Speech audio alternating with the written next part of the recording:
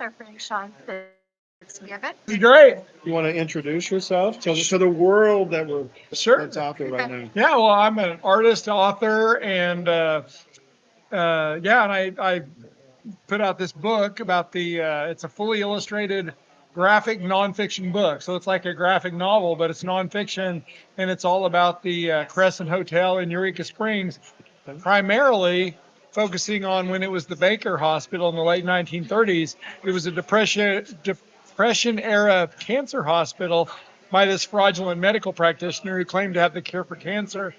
And that's where a lot of the ghost stories, come from. Is this period? It was only a 2-year period from 1937 to 1939 until his arrest. And so yeah, so I researched this book extensively, and it's fully illustrated. You can hold it up. Yeah, sure. Yeah, That's one of the pages. yeah, it's just one page out of about 240 pages. So it was a big project. How long did it take you to do that? Well, it took around probably 8 years or something, but I was doing other things. I also teach classes part-time. I teach college classes, art classes part-time. I'm an adjunct up at NWAC in Bentonville, Okay.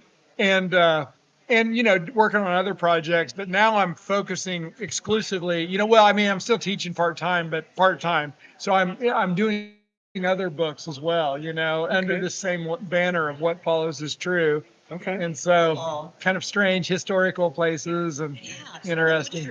Right now, is there specific? Well, through this book, I was reached out to by the University of Arkansas's Archaeological Survey, and they connected me with the Plum Bayou Mounds Archaeological State Park, formerly known as Toltec Mounds, and so the ancient native mounds that are in Scott, Arkansas. And so I'm working with them right now on this, telling this story, and we're in the middle of that one right now, and then that'll probably be out in about a year or so. And so that's exciting. I've gone down and been on archaeological digs, and really. That is pretty cool. And I know yesterday I met you over talking to get your booth, and I mentioned the Cahokia Mounds, so you're familiar with that. Oh yeah, I was Just there out of last St. Louis. April. Yeah. Okay. Yeah, that's a cool place. It is. Yeah. So what got you kind of interested in this? The Crescent, yeah. So I've always loved spooky places. Like as a kid, I'm from Southwest Missouri. My parents would take my sister and I down there when we were little kids, and I just really was captivated by Eureka Springs because it's such an unusual town. It's like Robert Ripley of Ripley's Believe It or Not deemed it one of the 9 most unusual towns in the U.S. None of the roads intersect. It's this Victorian little hamlet, nestled in the Ozarks, and these homes are built on these like limestone bluffs, and it's really, really interesting because, and it's also one of the only towns in the U.S. where the entire downtown is on the historic registry of historic places, and so there's like a subterranean portion of the town.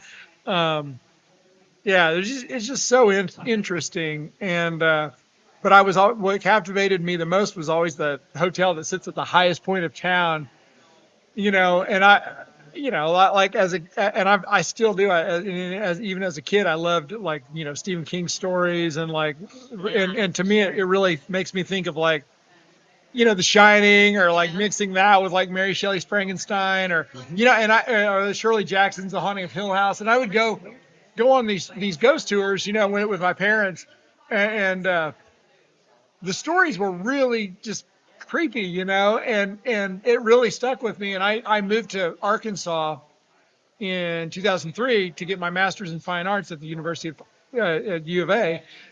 And while I was there, I started going back to the Crescent and just kind of, going on the ghost tours. And they kept talking about Norman Baker, and I just was like, what happened during those 2 years, And so next thing you know, I'm doing research. I'm going to his hometown in Muscatine, Iowa, and I'm interviewing people all over there, and as well as Eureka Springs, and it just, one thing leads to another. I'm digging through old court records and criminal records, and How fun! yeah, I like the deep dive. yeah, just doing a deep dive, Yeah. and there's a lot of oral histories in this book.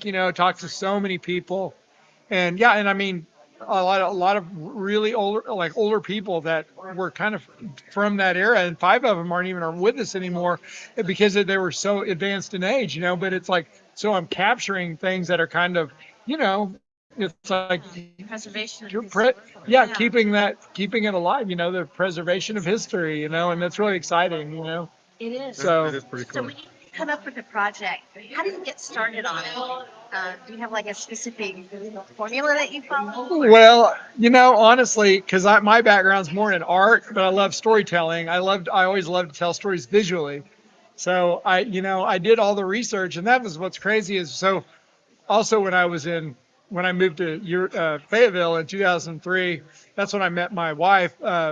Or well, yeah, I met her, and she's a librarian actually. She works in the Fayetteville Public Library, so she was really instrumental in helping me collate and organize all this information because Oh, yeah. I'm like, I've had like boxes of all this, like, newspapers and letters and all that stuff, and I'm like, what do I do with all? And she helped me kind of organize it, chronologically, and help me kind of, so then I could make sense of it all, and then kind of putting together a story. Okay. And So do you write the story first and Yeah. then do the? yeah, I kind of write it out, just write it out, just kind of a basic outline. And then I'll start to kind of turn it more into almost like a rough sort of script. Since I'm illustrating and doing the whole thing, I can then, and what I do is I then go and I interview people. Well, I did all that first, but I go through all that information and I start putting it all, together, because it's almost like a collage of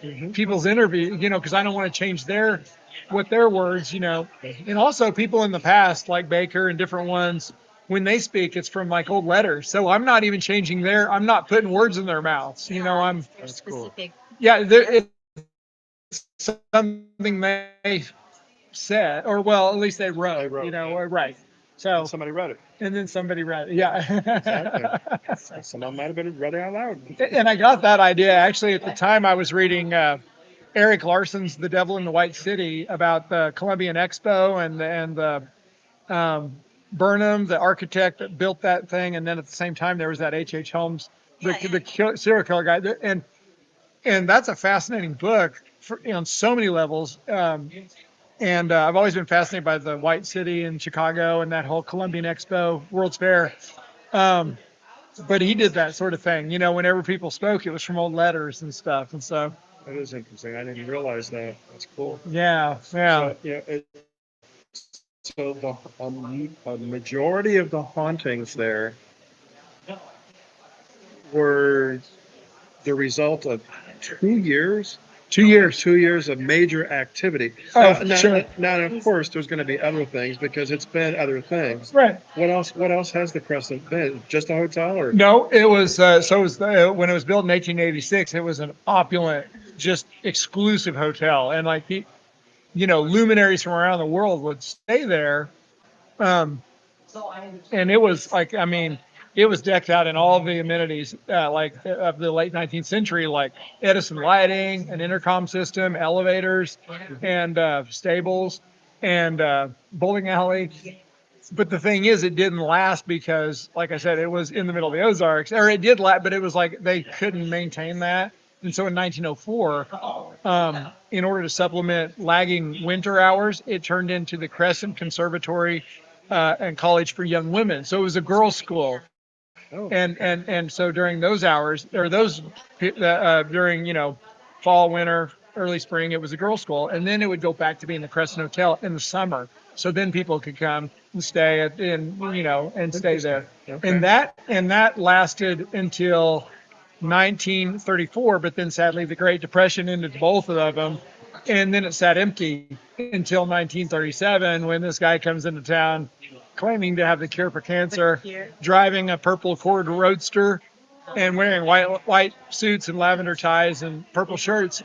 And that's kind of where that period, when it becomes the Baker Hospital, because he's like, hey, I can pull you out of this depression, and I can be an economic boon for Eureka Springs, which he was, but sadly he was taking advantage of people, and they were kind of caught between a, rock and a hard place because it's like, well, he's bringing in money, but it's like, it was really, and I mean, it was really, I mean, the Great Depression hit everybody, and Eureka Springs was hit extremely hard because it is so isolated, There's not much around it. there's not much around it. Still. So, but because Can you of, imagine back then? There's not much today. I mean, Yeah.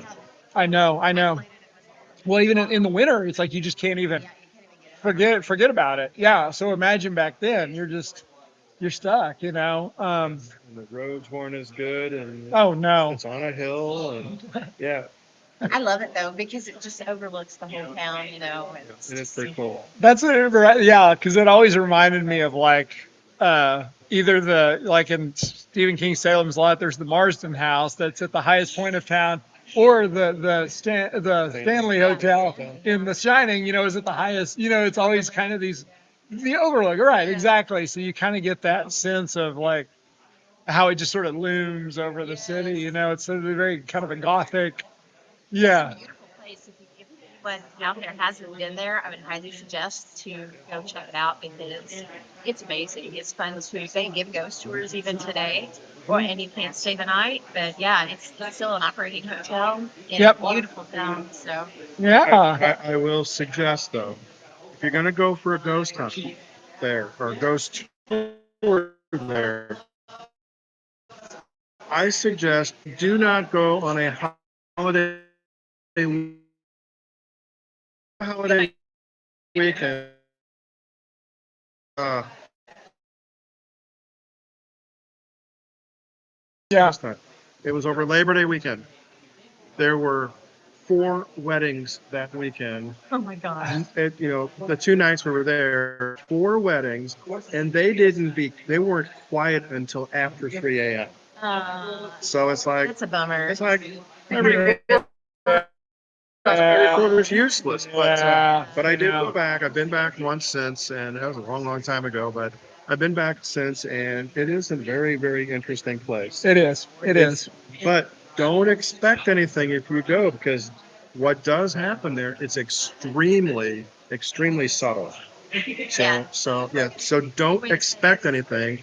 When I used to give ghost tours, I would tell that, up in St. Louis area, said, don't expect anything, because if you do, whatever you're expecting, now you've just limited your senses to whatever you're expecting. That's right. You've just blown away the rest of it, and you're like, they could be sitting there going, Ken, and you're like, I don't see you anywhere. What's going on? Is there anything here? Right. They're beating the heck out of you. That's right. That's right. You have to be open. My That's right. suggestion. That's Public good. service announcement. If people are interested in purchasing your book or finding out more about you, can you tell us how to do that? Yeah, you can find it. Yeah, it's on my website at seanfitzgibbon.com, or it's also on Amazon. So there's a couple ways to It's a and great book. I have a copy and I absolutely love it. So yeah, encourage excellent. everybody to get it. All right, well, thank you. Yeah, thanks for coming over. Excellent. It's been great. Thank you. So, Yeah, great. good luck on your next one. Thank you. Yeah, I'll keep you updated. If you're done next year, we'll be here again, and you can tell us about that one. Fantastic. All right. Look And that's forward to it. Fitzgibbon, no S. For sure. All right. Thank you. Thank you. All right, you take care. Yeah. Sean Fitzgibbon with his book, The Crescent Hotel. It's absolutely fabulous. So if you haven't got a copy of it, we highly encourage you to get one. I love it. I love the book. I looked through it, but the artwork in it is absolutely gorgeous. And Sean not only sells his book, he does sell copies of the prints of the artwork too. So that'd be a good thing to get. Yeah, I kind of glanced through the book, and all the photos or all of the drawings and illustrations, those are his personal drawings. Yes, absolutely. It is, and every single page has, some of them have one illustration on it. Many of them have 3 or 4. Yeah. And there's a story that intertwines in between every page. What do you say? It was 100? Oh, I don't remember how many pages. 140 pages, 240 pages? I don't know, something like that, but Yeah. it looks It's good pretty stuff. fascinating. Yes, it is. Well, we will stop the live for now, and we will be back in a little bit. So thanks for watching. Okay, stay amok.